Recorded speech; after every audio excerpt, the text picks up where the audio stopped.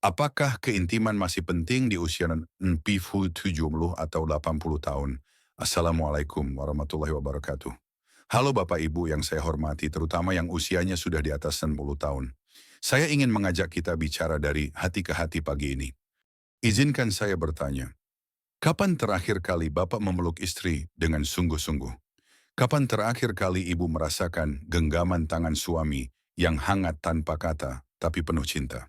Banyak orang mengira keintiman hanya milik anak muda. Tapi saya ingin sampaikan dengan jujur, rasa ingin dicintai, dihargai, dan dekat secara batin tidak pernah punya batas usia. Saya yang pernah mendengar cerita seperti ini. Dok, saya dan istri sudah jarang bicara. Tidur pun punggung saling membelakangi. Padahal kami tinggal satu atap. Atau saya sering merasa kesepian meski ada keluarga di rumah. Saya rindu disapa dengan kasih rindu pelukan. Dan yang paling menyentuh hati saya adalah saat ibu saya sendiri usia 74 tahun bertanya dengan mata berkaca-kaca. Nak, menurutmu, pelukan itu masih penting nggak buat orang tua seperti ibu? Saya terdiam waktu itu. Tapi hari ini saya ingin menjawabnya untuk semua orang tua di luar sana. Ya, keintiman itu masih penting, bahkan sangat penting. Dan saya tidak bicara soal hubungan suami istri saja. Itulah sebabnya hari ini saya mengangkat topik yang sering dianggap tabu oleh banyak orang berhenti intim. Di usia tua ini risikonya. Dan percayalah, ini bukan pembicaraan yang tidak sopan. Justru ini pembicaraan paling manusiawi. Karena yang saya bahas adalah cara tubuh pikiran dan hati kita tetap hidup, meski usia terus berjalan. Di bagian selanjutnya saya akan jelaskan kenapa keintiman bahkan hanya pelukan kecil bisa menjadi obat alami untuk tubuh dan pikiran Bapak Ibu. Jangan lewatkan karena saya ingin Bapak Ibu tahu, hubungan hangat itu bisa dibangun kembali mulai dari langkah kecil hari ini. Sentuhan kecil, tapi jadi obat untuk jiwa dan tubuh. Bapak Ibu, pernahkah Bapak Ibu merasa lebih tenang hanya karena dipeluk? Atau merasa damai saat ada yang memegang tangan Bapak di tengah kekhawatiran? Itu bukan perasaan biasa. Itu adalah reaksi tubuh yang sangat nyata dan luar biasa. Dalam dunia medis kami menyebutnya respons hormon cinta. Ketika Bapak Ibu mendapatkan sentuhan yang hangat, entah pelukan genggaman tangan, atau bahkan elusan di bahu tubuh, langsung melepaskan hormon oksitosin. Oksitosin inilah yang membuat kita merasa lebih tenang, lebih nyaman, dan lebih terhang secara emosional. Bahkan hormon ini bisa menurunkan rasa cemas dan memperbaiki suasana hati. Tak hanya itu, tubuh juga akan mengeluarkan dopamin dan serotonin, dua hormon yang membantu mencegah depresi ringan yang sering menghampiri usia lanjut. Dan setelah momen keintiman, tubuh juga memproduksi hormon prolaktin yang membuat tidur menjadi lebih nyenyak dan damai. Saya tahu ini terdengar seperti pelajaran biologi, tapi semua ini terjadi secara alami hanya karena satu hal sederhana, pelukan dari orang tercinta. Saya teringat satu pasien saya, Pak Hasan, 72 tahun. Ia datang ke klinik dengan keluhan, susah tidur, sering gelisah, dan merasa hidupnya kosong. Tapi setelah sesi konseling, ia memberanikan diri untuk mencoba satu hal kecil, memeluk istrinya setiap malam sebelum tidur. Awalnya canggung katanya, tapi setelah 1 minggu ia kembali dan bilang, "Dok, saya belum pernah tidur senyenyak ini sejak bertahun-tahun, rasanya tenang sekali." Bayangkan, hanya karena satu pelukan, setiap malam rasa cemas, berkurang tidur, jadi pulas, dan hubungan suami istri kembali hangat. Itulah spektrum dari keintiman yang tulus. Dan bukan hanya jiwa yang diuntungkan, tubuh pun ikut merespon. Tekanan darah lebih stabil, sirkulasi darah meningkat, sistem imun jadi lebih kuat. Bahkan dalam beberapa studi, pasangan lansia yang memiliki hubungan emosional dan fisik yang sehat punya risiko lebih rendah terkena penyakit jantung, tekanan darah tinggi, hingga peradangan kronis. Bapak Ibu, kita sering sibuk menjaga pola makan rutin, minum obat rajin, jalan pagi, itu semua baik. Tapi seringkali kita lupa bahwa pelukan pun bisa jadi bagian dari pengobatan. Keintiman bukan hal sepele, ia adalah terapi. Terapi yang tidak butuh resep dokter, tidak butuh biaya besar, tapi punya dampak luar biasa untuk tubuh dan jiwa. Di bagian berikutnya, saya akan ajak Bapak Ibu memahami kenapa keintiman bisa hilang perlahan di usia tua dan bagaimana kita bisa menemukannya kembali. Karena meskipun tubuh menua, hati kita tetap bisa saling mencintai. Mengapa keintiman bisa hilang di usia tua oleh Dr. Udi? Nah, Bapak Ibu, saya sering ditanyakan oleh pasien lansia. Dok, kalau keintiman itu begitu penting, kenapa justru makin lama makin hilang? Pertanyaan itu sangat wajar. Dan jawabannya pun tidak sesederhana satu kata. Karena hilangnya keintiman di usia tua, seringkali bukan karena cinta yang pudar, tapi karena banyak hal kecil yang dibiarkan menumpuk selama bertahun-tahun. Mari kita lihat bersama. Satu, perubahan fisik yang tidak terhindarkan usia membawa perubahan besar pada tubuh. Bapak mungkin lebih cepat lelah. Ibu mungkin mulai mengalami nyeri sendi, tekanan darah, gula jantung. Semua terasa lebih sensitif. Dan secara tidak sadar, aktivitas fisik termasuk momen keintiman jadi hal yang dihindari. Padahal bukan tidak ingin, hanya tubuh tidak lagi sekuat dulu. Rasa tidak nyaman, kaku, nyeri itu semua membuat pelukan pun terasa berat. Dua, perusahaan hormon yang tak terucap. Untuk ibu-ibu masa menopause membawa perubahan besar, kekeringan, penurunan gairah, ketidaknyamanan saat bersama pasangan. Untuk bapak-bapak, penurunan kadar testosteron juga membuat gairah menurun. Kadang disertai disfungsi ereksi atau kelelahan yang membuat diri merasa gagal sebagai pria. Tapi yang menyakitkan adalah bukan hanya tubuh yang berubah, tapi tidak ada yang membicarakannya. Semuanya diam, malu, menahan, menghindar. Lama-lama jarak emosional pun terbentuk. Tiga, tabu sosial dan rasa malu.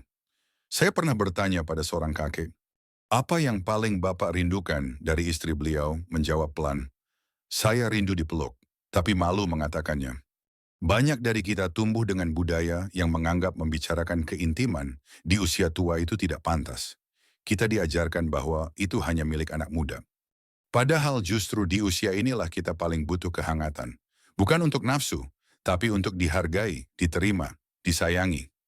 Bertrand, komunikasi yang hilang perlahan. Setelah puluhan tahun menikah, banyak pasangan berbicara hanya soal belanja, tagihan, nari cucu, dan urusan rumah. Tapi tidak lagi bicara tentang perasaan. Tidak lagi memuji, tidak lagi memeluk, tidak lagi memelihara koneksi hati. Bukan karena tidak cinta, tapi karena tidak terbiasa lagi. Saya juga pernah bertemu pasangan lansia yang sama-sama ingin dekat kembali tapi tak tahu harus mulai dari mana. Karena semua sudah terasa canggung dan tak ada yang berani membuka diri lebih dulu. 5. Tantangan seksual yang tak dibicarakan. Banyak pasangan yang mengalami masalah seperti istri merasa nyeri saat bersama. Suami mengalami kesulitan mempertahankan ereksi. Tapi keduanya diam, takut dianggap tidak normal, takut mengecewakan, takut ditolak. Dan akhirnya momen keintiman yang seharusnya menyatukan malah perlahan hilang. Tapi Bapak Ibu, saya ingin sampaikan satu hal penting. Semua ini bisa diperbaiki, semua ini bisa dibangun kembali. Tidak ada kata terlambat. Tidak ada usia yang terlalu tua untuk saling menyentuh, saling mendengar, dan saling menguatkan. Di bagian selanjutnya, saya akan ajak Bapak Ibu melihat langkah-langkah sederhana untuk menyalakan kembali keintiman, mulai dari komunikasi sentuhan kecil hingga menciptakan waktu berdua yang bermakna. Karena cinta tidak pernah benar-benar hilang, kadang hanya perlu disapa kembali. 3 langkah sederhana untuk menyalakan kembali keintiman di usia 70 tahun oleh Dr. Udi. Bapak Ibu yang saya cintai, setelah kita bicara panjang tentang kenapa keintiman bisa memudar di usia tua, mungkin muncul pertanyaan yang paling penting. Kalau begitu, bagaimana cara mengembalikannya, Dok? Jawaban saya sederhana. Mulailah dari hal-hal kecil, karena cinta yang hangat di usia lanjut tidak datang dari kejutan besar, tapi dari kebiasaan kecil yang dilakukan setiap hari dengan tulus. Saya yakin bagikan 3 langkah yang paling sering saya sarankan kepada pasien-pasien saya. Dan seringkali hasilnya sangat menyentuh. Langkah 1, hadir secara emosional. Banyak pasangan sudah tinggal satu rumah, satu kamar, tapi tidak benar-benar hadir untuk satu sama lain. Hadir bukan soal fisik, tapi soal hati. Cobalah mulai dari hal sederhana. Tanyakan apa yang paling kamu syukuri hari ini, atau madarin hal yang kamu pikirkan akhir-akhir ini. Obrolan ini terdengar kecil tapi efeknya besar. Ia membuka ruang. Ia menumbuhkan kedekatan. Karena di usia berapapun, kita semua ingin didengarkan dengan hati. Banyak pasangan lansia hanya bicara soal cucu atau pekerjaan rumah. tapi jarang bicara dari hati ke hati. Mulailah hari ini, walau hanya 5 menit. Langkah 2, sentuhan kecil yang bermakna, saya selalu bilang ke pasien, pelukan bisa lebih kuat dari obat tidur. Sentuhan ringan pun bisa mengirim sinyal ke otak bahwa kita masih dicintai, masih dihargai. Cobalah peluk pasangan sebelum tidur. Elus tangannya saat menonton TV. Sentuh bahunya saat sedang masak atau duduk berdua. Jika sudah lama tidak bersentuhan mungkin terasa canggung. Tapi canggung bukan halangan. Itu tanda bahwa kita sedang memulai sesuatu yang penting. Pelan-pelan saja. Yang penting tulus, rutin, dan sepenuh hati. Langkah 3, ciptakan momen khusus berdua. Bapak Ibu, kita sering terlalu sibuk untuk hal-hal besar sampai lupa menyisakan waktu untuk yang paling penting kebersamaan. Luangkan waktu hanya untuk berdua. Tidak perlu mewah, tidak harus pergi jauh. Cukup duduk berdua di teras sambil minum teh. Jalan pagi berdua. Masak makanan kesukaan pasangan. Atau buat malam kencan di rumah, nyalakan lilin kecil, makan malam berdua, dan berbagi cerita lama. Momen kecil seperti ini bisa membangkitkan kembali rasa yang dulu mungkin pernah padam. Dan ingat, jangan terburu-buru. Jangan menuntut kesempurnaan. Jika tubuh tidak sekuat dulu tidak apa-apa. Yang penting ada kehangatan, ada kemauan untuk kembali dekat. Bapak Ibu, keintiman bukan soal fisik semata, tapi soal hati yang bersedia hadir. Dan dalam banyak kasus yang saya temui, cinta itu tidak hilang, hanya tertutup oleh rutinitas dan rasa sungkan. Di bagian terakhir nanti, saya akan sampaikan bagaimana menjaga keintiman tetap sehat, aman, dan nyaman sesuai kondisi tubuh. Karena cinta yang tumbuh di usia lanjut butuh pemahaman dan perhatian juga. Sampai jumpa di bagian 5. Keintiman bukan soal usia, tapi soal rasa aman, nyaman, dan dihargai oleh Dr. Udi. Bapak Ibu yang saya cintai, kita sudah bicara banyak soal keintiman. Tapi sebelum menutup topik ini, saya ingin mengajak Bapak Ibu melihat satu hal yang tak kalah penting. Keintiman harus selalu dilakukan dengan rasa aman, nyaman, dan penuh penghargaan terhadap kondisi tubuh. Di usia 60-70 tahun ke atas, tubuh kita tidak lagi seperti dulu. Itu fakta. Dan karena itu keintiman pun harus menyesuaikan. 1. Perhatikan kondisi medis sebelum melakukan aktivitas fisik. Bagi Bapak Ibu yang memiliki riwayat penyakit jantung, seri hipertensi yang belum stabil, diabetes dengan komplikasi, gangguan sendi atau pernapasan, saya sarankan konsultasikan dulu ke dokter sebelum memulai kembali keintiman fisik. Bukan berarti tidak boleh, tapi perlu tahu batas tubuh sendiri.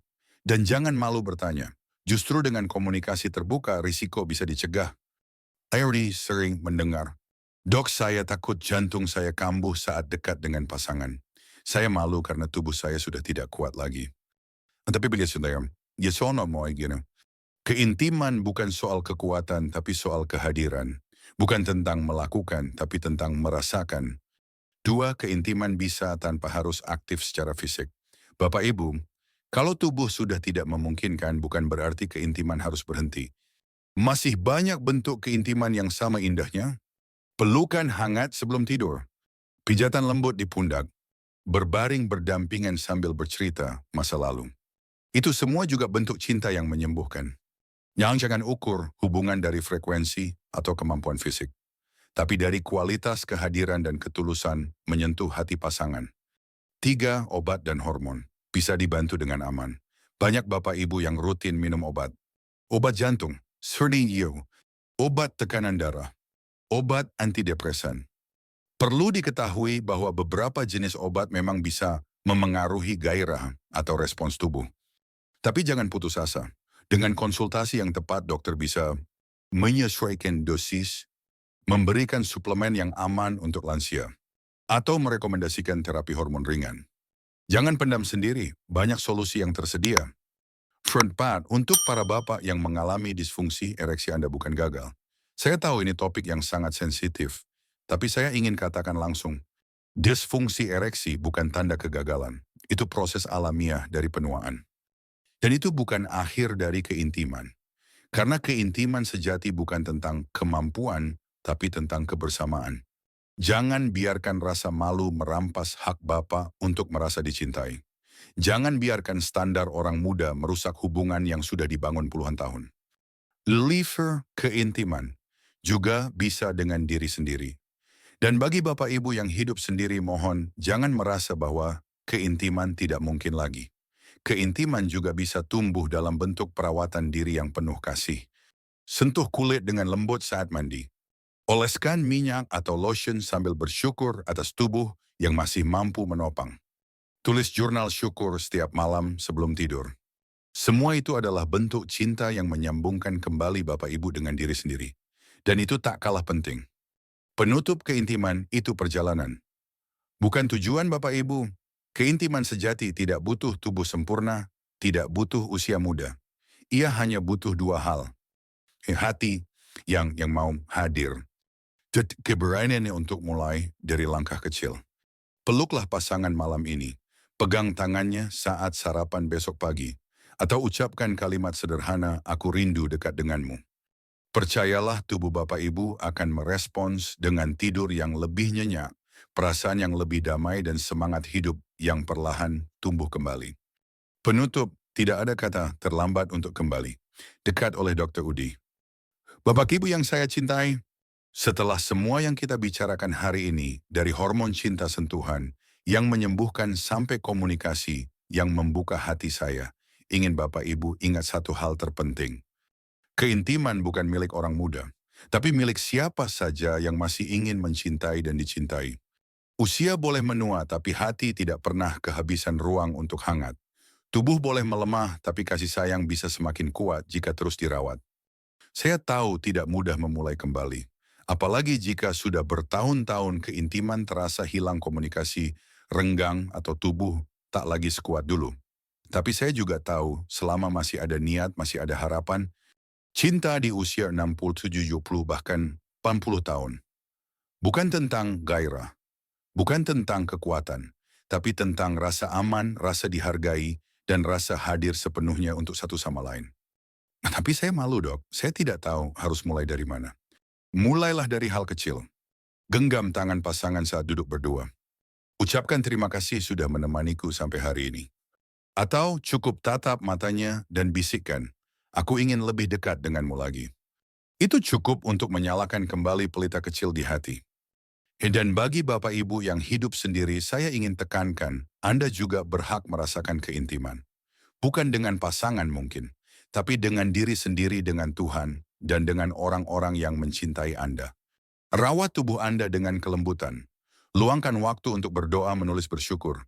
Karena keintiman bukan hanya soal fisik, tapi soal hadir utuh di dalam hidup sendiri. Saya percaya tidak ada hubungan yang sempurna. Tapi setiap hubungan bisa diperbaiki. Tidak ada tubuh yang tanpa batas. Tapi setiap hati bisa kembali hangat. Dan tidak ada kata terlambat untuk kembali dekat. Terima kasih sudah mendengarkan dengan hati. Semoga hari ini menjadi titik awal bagi Bapak Ibu untuk membangun kembali jembatan kehangatan yang mungkin sempat runtuh. Tetap sehat, tetap lembut, dan tetap percaya bahwa keintiman sejati tidak mengenal usia. Wassalamualaikum warahmatullahi wabarakatuh. Sampai jumpa di cerita kesehatan berikutnya bersama saya Dr. Udi.